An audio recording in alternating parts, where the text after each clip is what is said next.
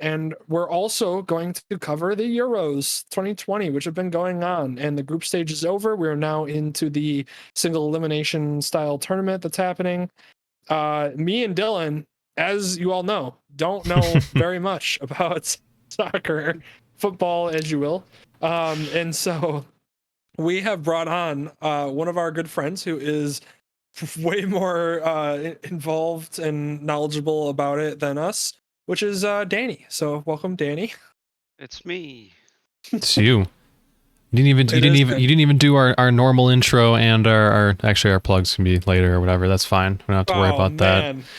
Those are already, I forget you cut those in, so we're fine. Yeah, I cut those in. This is before this. You're going, God, jeez. We're just doing it live. Okay. We're just figuring it out as we go along. It's been a long one. Okay. We're doing it live. Yeah. Right, exactly. Let's cut right into that there though. Okay, here we go. Okay, so Euro Talk 2020, here we go. So Danny, we're starting out with Harry Kane on the screen for us. And I think that's a good kind of intro into what has surprised you the most. What teams are surprising you the most in this tournament? I'd probably have to say, the Swiss team obviously is the main one that everyone's probably talking about, considering they just beat the reigning World Cup champs after being down 3-1 with about 10 minutes to go. And that, and then probably the Danish team. I mean, obviously everyone knows about the event earlier in the group stages with Christian Eriksen going down. And you wouldn't know what kind of response, they'd be passionate, but they were never really a favorite by any means, or even favored to make it as far as they've made it. But I think they're kind of fortunate to be playing Wales in the first round of the knockout stages. Yeah, because they're not a very tough team. I was gonna say, it seems like they kind of pulled like an easier team, I guess. Because when I saw that too, I was like, is Wales? I don't really know, because Wales has Bale's like their best player, right? Or is he? Yeah, there's Gareth Bale and then Aaron Ramsey, and that's pretty much it. Like famous people wise, like the team's all right, but they're not really an offensive power by any means. Gotcha. And of course, like I said, we're talking about Harry Kane here being on the screen. Is this English team actually this good, or is this like a surprise as well? See, I think it's a combination of them being good and also Germany just vastly underperforming. Because it was 1-0 at about the 75th minute or 80th minute, and Thomas Muller had probably one of the easiest breakaways anyone could ever have. Running down the center of the field, he just had to choose a side, went left, and just dragged it way wide of the post. And that would have been an entirely different game, 1-1 with 10 minutes to go, versus maybe 5 minutes later, Harry Kane scored a header to make it 2-0. Gotcha. Yeah, I was gonna say, I saw that this right here is obviously the image we got on the screen is like him celebrating. I just remember like the English team being one that like we were kind of joking about them being like, they're probably gonna get knocked out like in the group stage, or they're probably gonna choke somehow, and they actually seem like they're doing okay. Yeah, they've kept 4 clean sheets miraculously, which is just wild to me. But I don't know how that's going to go coming up. Who are they facing? Let's see. I don't know who they are. Oh, they're playing Ukraine. So they got, the teams they could have played, that's probably the best poll they could have gotten of the remaining 7 teams. Gotcha. But I mean, Ukraine has been surprisingly good, so it could be an actually pretty interesting game. But yeah, I mean, England's notorious for choking in national tournament or international tournaments, and that's why they're always a meme with it. And they're one of the betting favorites for this tournament, which everyone just kind of looked at and scratched their heads, because they are a very good team talent-wise, but as a team, they haven't really been that great. Yeah. Gotcha. Yeah, that's what I was like. I kind of was shocked that they had beaten Germany, which, I mean, Germany I think was like the second highest favorite or something like that, or based on like the betting or whatever. And so that was kind of like shocking to see them go down. And then of course, Spain, or not Spain. Portugal ends up losing, which was also pretty crazy too. So. Hey, you skipped over my my order. That's right. We got to talk about that too.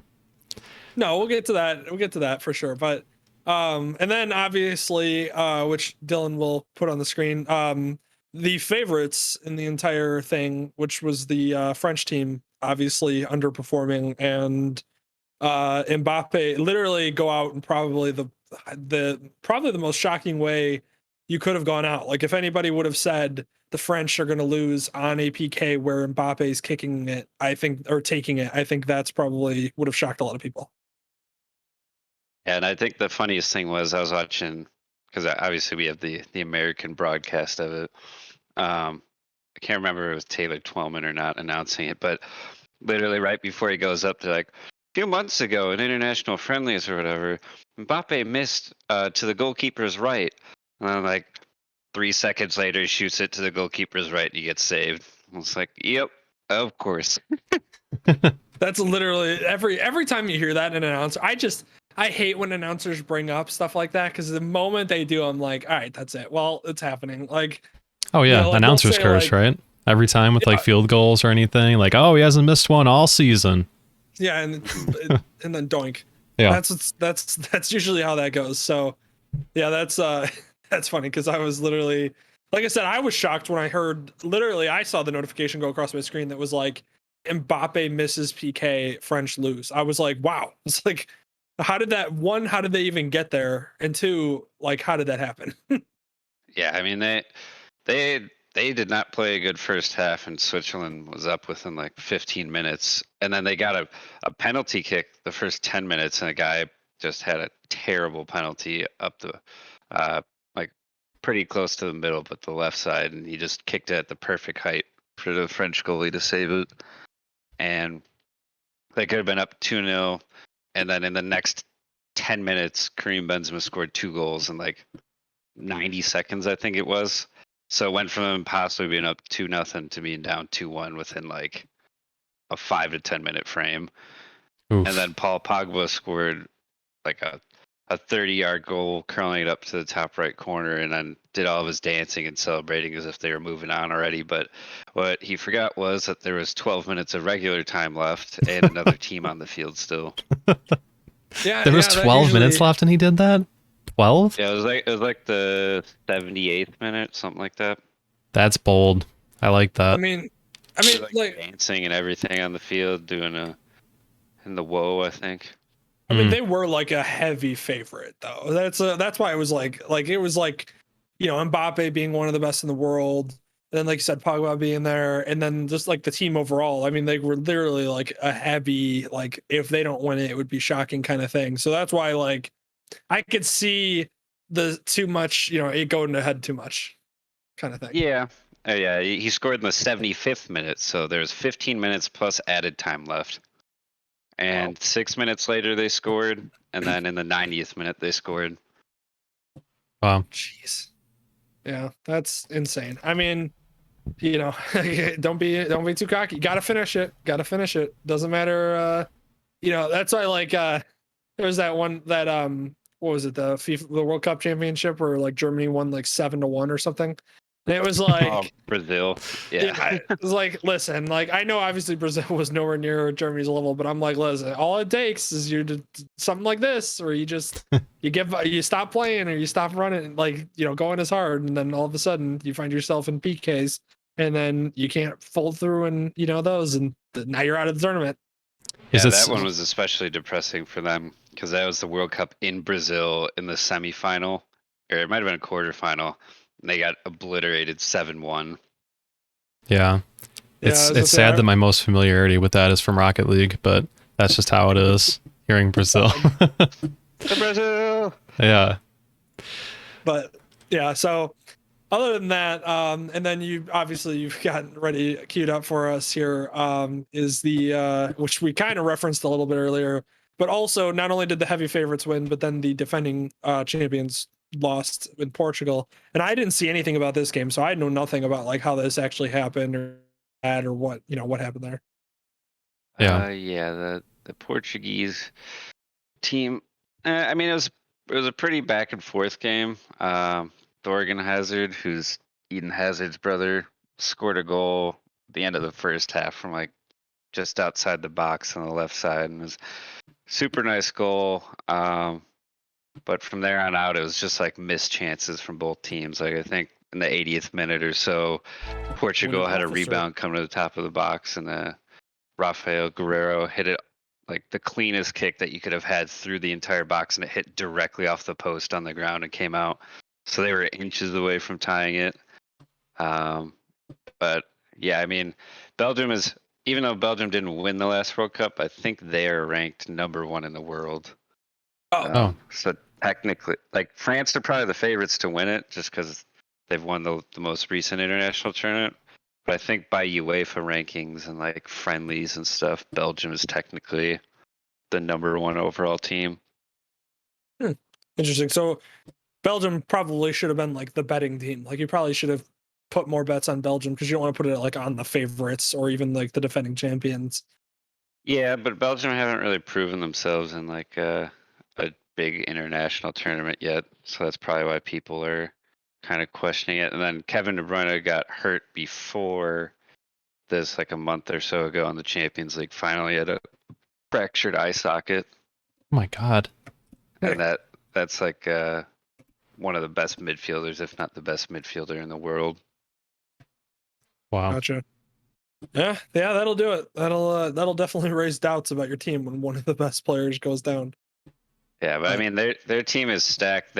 I think the concern with them is their back line is not that great comparatively. Like most of their great players are midfielders or attackers, like because it's Eden Hazard, his brother Romelu Lukaku, Kevin De Bruyne. There's another guy, Dries Mertens, who plays in the Italian league. But their back line is older for soccer standards, and they're not really that quick. They're all good defenders, but they're not like spectacularly quick or agile. But I mean, they've held up so far in the tournament, but I think that's the concern with their team. Yeah. Gotcha. Okay, and then now kind of wrapping it up, who now out of the teams that are left, who do you think are going to move on to make it? That is tough. So of the 4 games, I would say Spain is probably going to beat Switzerland, but as we just saw, Switzerland definitely has the capability to pull it off, and Spain's been kind of iffy with actually scoring.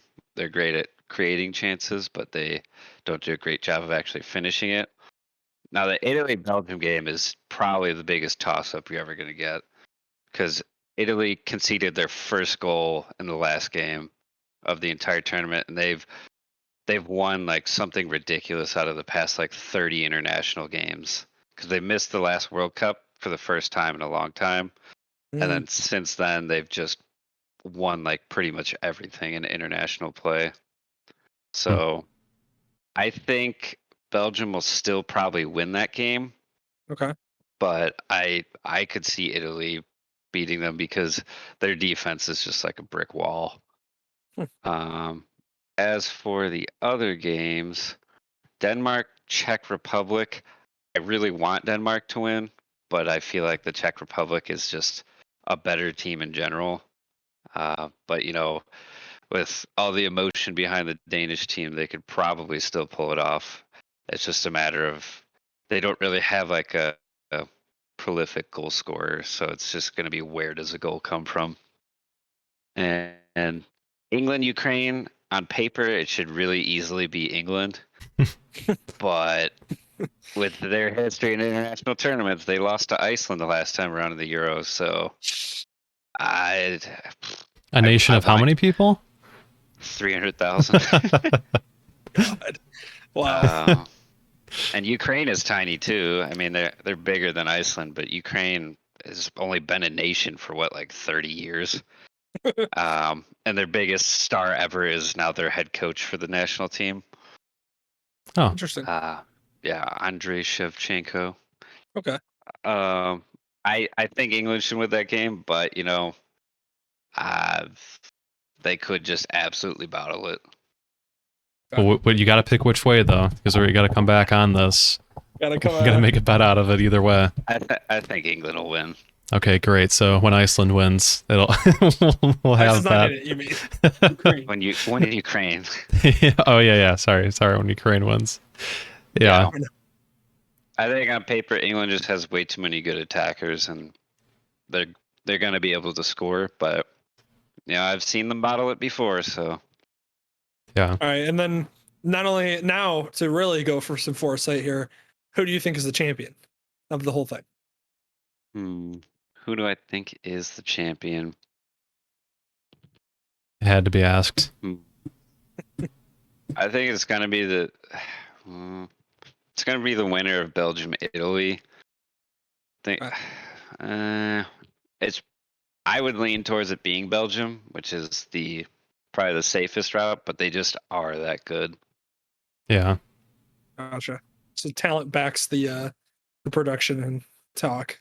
Yeah, I mean, like, just having Kevin De Bruyne on your team there's a reason that Man City's been so great in the Premier League and made it all the way to the Champions League final this year. Yeah. Gotcha. Okay, interesting.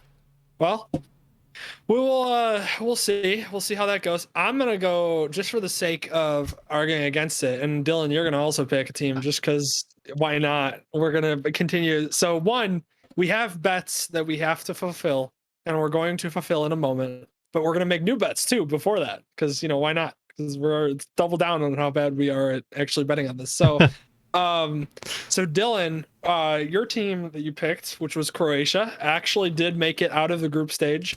My team, which was Finland, did not make it out of the group stage, which I feel like being in Belgium's group was not a smart decision for me. But here we are. So right off the bat, I have to take one shot at least for that, and then you get out of that one. Now, great. Danny came to me with a proposition that was what was it, a shot? Oh, Danny said if Netherlands wins all three, what happens in the group stage? And I said me and Dylan will drink a shot if they somehow figure that out. And guess what? Here we are, Dylan. Yep. I made a bet that you now have to cash with me. So. Well, I got out of one of them, I guess. So.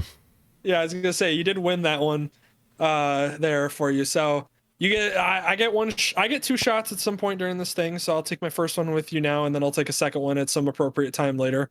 And we also, like I said, are gonna make new bets because, of course, when you've doubled down or when you're losing, you might as well just double down and go for broke. So I'm gonna go and say something, and I'm gonna say Italy is gonna win it all, and whoever is right gets to make the other two do a shot. So this is where we're at. So Dylan, put it on line. Who you got? Well, naturally, I can't pick the heavy favorite because what was that your bet, Danny? Anyways, I can't. Yeah, okay, yeah, I can't take your bet. Wouldn't want to take the super expected one. I want to throw some chaos into it for this one. So, Ukraine's too crazy. That would be too much. Are you gonna follow the magic of the Swiss team or the passion of the Danish team? Yeah, you know what? That sounds like a fun one. I'm gonna go with passion. Or is it English's year? Is it the English's year? But before you pick, may I remind you that Greece won the 2004 Euros. That is one of the most unexpected things ever. So it is possible. Yeah, I'm gonna go for the story. So I'm gonna go with the Danish. I feel like that would be respected. Headlines everywhere. We'll have that to talk about, obviously, and it'd be a great story. So I'll go with the hopeful pick. Oh, okay. All right. So that's it. It's locked in. Thank you. So I think in celebration of our locking it in, we got our shots. Dylan, what are you doing for yours? It's so high. It's just Tito's. Just a Tito's shot. Yeah. This is the worst combination ever. I'm literally drinking bourbon on the side, and now I'm having a Tito's shot. That's great. It sounds fantastic. Ugh. Brought to you by Pain and Misery. Jeez. I'm drinking. My shot is going to be a Jameson cold brew whiskey coffee mix that I bought, which is a limited edition. So what? That's enjoyable. That's not fair. That's not a bet. That's not a bet punishment. Really that enjoyable, I don't know. Yours had so many adjectives in it, and mine was one word. So I feel like it is a little bit more of a punishment on my side. But Dylan, is it that yours was one word because it didn't need explanation? Yeah, because you don't need to explain when something's garbage. I mean, Tito's is a bet, but you know, it's still a straight shot. Yours has a bunch of things that are added in, but whatever. We're never getting sponsored by Tito's. Great. Yeah, that's the end of that. Tell 40 of your friends. That's how we started. Tito's. Handmade vodka. I hate that commercial. It comes up all the time. That's just how we started. Let's go. Ito's handmade vodka. Yeah. Okay. All right. So, Dylan. This is across the Zoom cheers right here. So, cheers to Mike and Dana, 2011, their wedding. That's my shot glass. Well, this Not is sure cheers who they to are. the Bears. I got my little Bears shot glass here. Look at that. That's cool. I like that Beautiful. That comes one too. Beef juice. Oh, cheers to that. Beef juice. Yeah. Yeah. It's not terrible. It's not terrible. It's not great. Beef Ooh, juice. okay. That's fine. Actually, the bourbon completely wipes it away. Oh, you're welcome, Danny, for that. Yeah. Yeah, There's good that. bets. Good bets. Good fulfillment all the way around.